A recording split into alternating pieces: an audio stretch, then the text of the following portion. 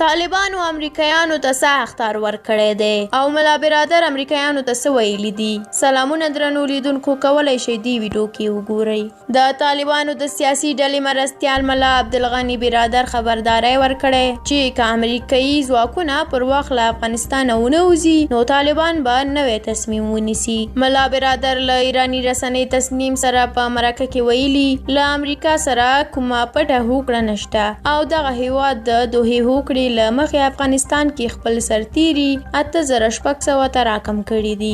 نوموړي دغه څرګندونې داسې مهال کړي دي چې له امریکا سره د طالبانو د هوکړې په دوو پټو ضمیمو کې له داعش سره د طالبانو او امریکا ګډه مبارزه او په افغانستان کې د امریکایي اډو مشروط پاتې کېدل منل شوي دي.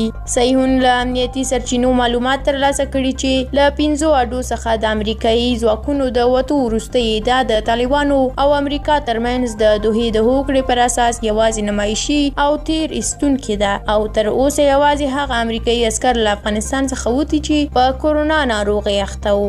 له تاسو ډیره مننه چې دا ویډیو تر پایه ولیدله. که د ملا برادر د دې خبرو په اړه کوم نظر لرئ زموږ سره په کومنټ کې شریک کړئ. تر بلې ویډیو الله مو مل شه. ښه وخت ولرئ.